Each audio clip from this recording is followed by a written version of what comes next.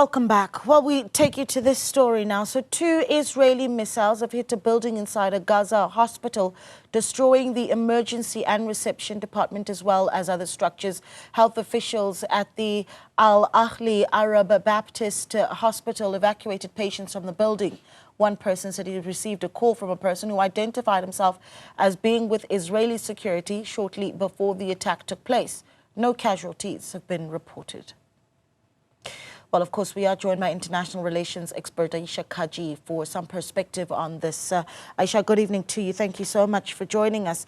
So there is, of course, I suppose with relief that we note that no casualties were reported. Well, actually, Naledi, there's at least 3 casualties have been reported about an hour after the attack in the early hours of this morning. One of them being a 12-year-old boy with a head injury who was evacuated. All 3 patients were evacuated, and then by the time they were taken to a nearby temporary facility, they arrived at that facility dead. And doctors in the region, including ones who used to work at Al-Ahli Hospital, say that because patients had to leave critical equipment such as oxygen,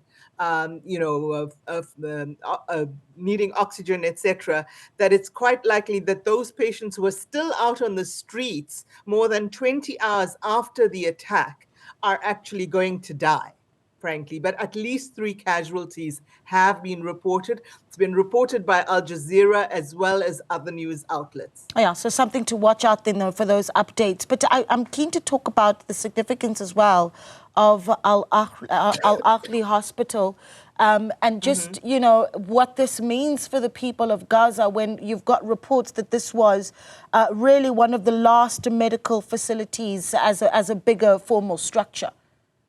Yes, it was the last remaining functional medical facility in North Gaza. This is the 5th time it has been bombed since October 2023. The first major bombing was on the 17th of October 2023, and this is the 5th time it has been bombed. Israel has now bombed 36 hospitals multiple times, many of them multiple times, 36 hospitals across Gaza. And this is one of the last remaining facilities in the entire enclave, and the last one in the north. It was deliberately targeted. There is no evidence that there were any Hamas militants or any other resistance fighters in that hospital. But we know in the past that Israel has tried to justify its actions, which are a war crime under international law, to bomb a hospital, to target a hospital, and specifically to target civilians in a medical facility.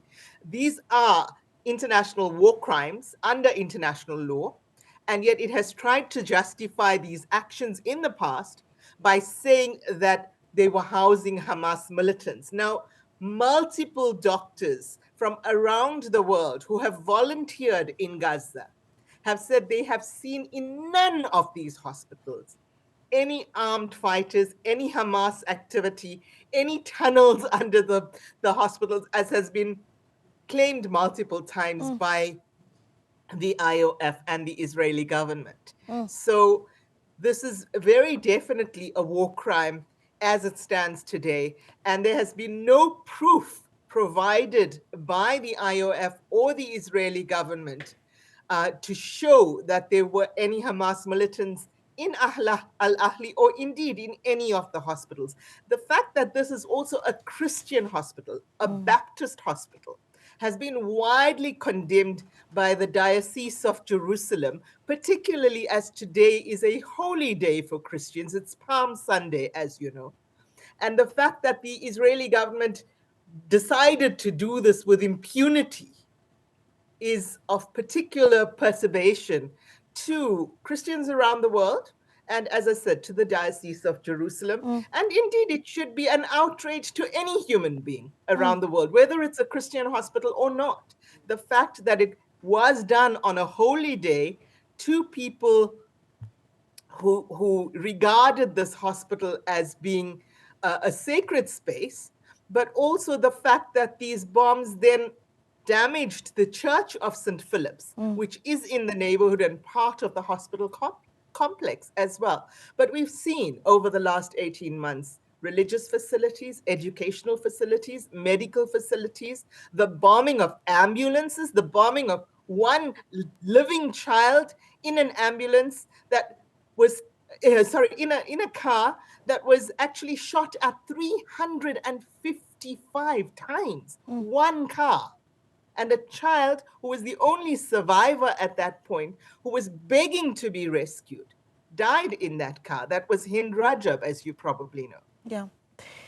There's of course the issue of this individual that would have called someone before the bombing of the Al Ahli Baptist Hospital, receiving a call from someone who identifies themselves as Israeli security. Now, of course, from Israel's side of things, you've heard quite a few times that no, civilians are warned before there is a strike. But is this what we're seeing here? Because this certainly doesn't sound like an official line of communication. It definitely wasn't an official line of communication. Several journalists on the ground in northern Gaza have confirmed this. An Al Jazeera journalist in Deir al-Bala, who has colleagues on the ground in the north, has also confirmed this. A doctor in Gaza City, again, who has colleagues on the ground at Al Ahli, has confirmed this. And a doctor who was working at Al Ahli at the time of the strikes has confirmed this. The one person who did get this very unofficial call, sounded the warning, and people started coming in, families started coming in to try to evacuate their family members or friends, etc. And of course, the hospital staff did their best as well. But some patients were actually left inside the hospital or just outside the hospital on the street. And as I said earlier, 3 arrived at the temporary facility with the, dead on arrival.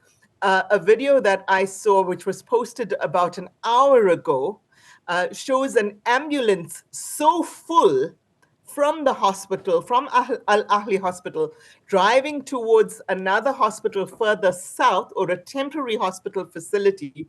The ambulance is so full, Naledi, that the ambulance driver is actually carrying an injured baby in his hands while trying to drive the ambulance. I think about what needs to be said by the region. There's of course the question around, Qatar, UAE, Saudi Arabia, Turkey, Kuwait, what should be done when the most desperate of images continue, and we must say, continue to be shared across the world. Yeah, I have to say, I think that certainly the Saudi government and the Emirati governments, because of the Abraham Accords, because of their strong trade ties, etc., with Israel, and their rapprochement with Israel, have really been slow to condemn what has been happening in Gaza, and indeed in all of Palestine, in the West Bank and East Jerusalem as well. But they've also been, when they have condemned, it's really been lip service. They are not concerned with the lives of Palestinians.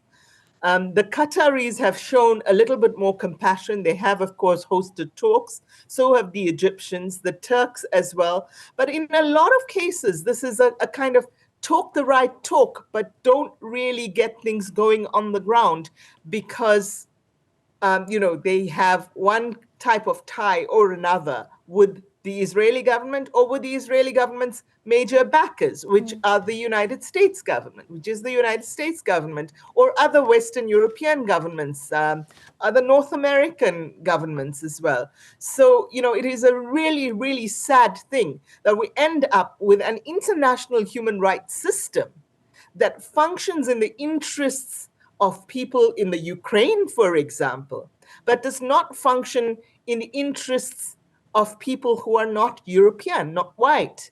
And certainly we have seen that at least the governments of the world care nothing or very little for the human rights of the Palestinians, in as much as they care very little for the human rights of the Sudanese, who are also under siege at the moment, or the human rights of the Congolese, who are being killed by M23 in the eastern DRC, in the northeastern DRC. So, there's definitely a double standard and a hypocrisy in the international human rights arena. South Africa's case at the ICJ has shown up that hypocrisy, and we have finally now had a few other governments join that case or bring the cases at the ICC, but we're still seeing a huge reluctance on the part of Israel's allies, despite their lip service to human rights, to actually incorporating and respecting the ICC's arrest warrants for Mr. Netanyahu and other Israeli as well as Hamas personnel. And so, it has really shown up the hypocrisy and the double standards here. It has shown us that we need a rethinking of the architecture of the international system, certainly the UN Security Council. We have seen Mr. Netanyahu travel just this last week to the US with impunity. We've seen him travel to Hungary with impunity. And it is time that the global South starts to really call out this hypocrisy, and those who are showing solidarity with these struggles, the Palestinian struggle, the Sudanese struggle, the Congolese struggle, etc., start to demand that their governments put their money where their mouth is, and otherwise they will not get re-elected. Really, it is high time the world stands up. Yeah.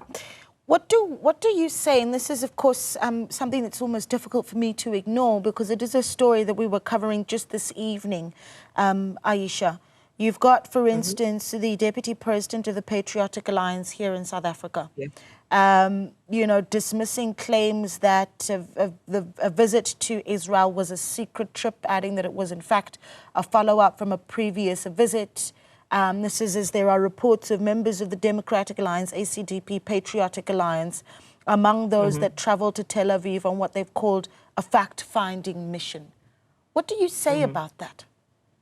Well, firstly, the first thing I would question is the objectivity of that fact-finding mission, since that so-called fact-finding mission was really organized and sponsored by the so-called South African Friends of Israel, which is, of course, a Zionist group.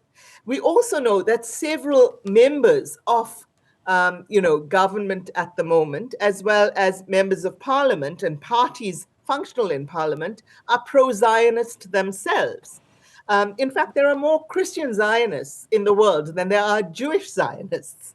And that is because of what I would call a misguided belief that it is, through the war in Jerusalem, and if the so-called Temple of Solomon in Jerusalem is conquered by the Jews, then that would be the signal that the Christian Messiah will have arrived or will be arriving.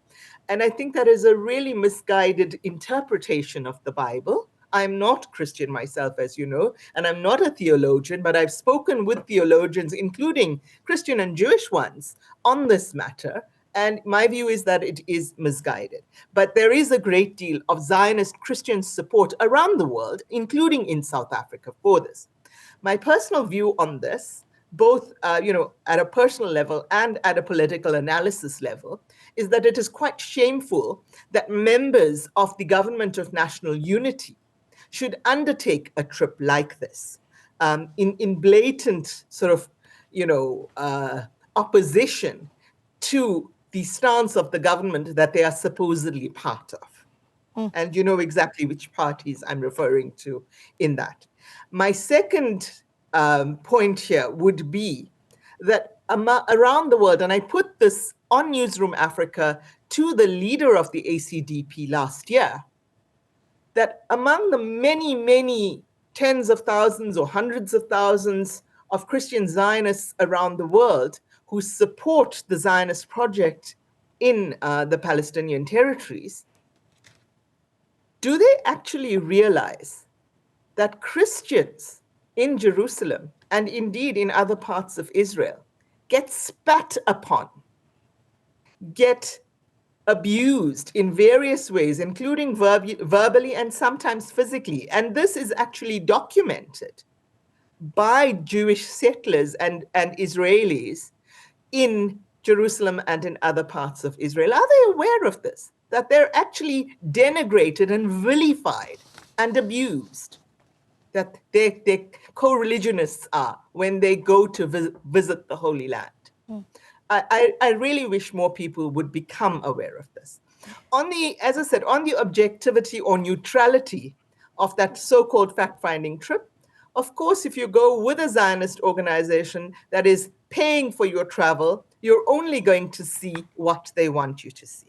I would say that these members of parliament who actually traveled on this trip are not themselves objective, not themselves neutral in any way, and they will not have been shown the devastation that has been wreaked, not only in Gaza, which they did not visit, of course, it being a conflict zone, but also in East Jerusalem. They haven't seen the forced evictions in East Jerusalem. They haven't seen the daily destruction of homes in places like Musafir Yatta, which is very well documented in the Oscar-winning film No Other Land. They haven't seen any of this because South African friends of Israel are not going to want them to see this. They're not going to have seen or spoken to any, or at the very least, many Arab Israelis, be they Christian or Muslim or non-denominational, non-religious, because all they will have been taken to see is people who are Zionists. All the interactions they would have had would be with Zionists. So it cannot be neutral or objective. Okay. And lastly, if anyone is qualified to comment on whether what goes on in Palestine is apartheid or not, surely that was the late, great Archbishop Desmond Tutu, who clearly said the apartheid in Israel is worse than the apartheid we suffered here in South Africa. Ayesha, we really do appreciate your time this evening. Thank you so much for speaking to us. Ayesha Kajee, the international relations expert, speaking to us and, of course, giving us her perspective on not just what's happening from a regional point of view, certainly within Gaza, but also what the international community should be saying. This is after Israel has struck the last functioning hospital in Gaza. You're watching Newsfeed PM, the late edition. More news on the other side of this.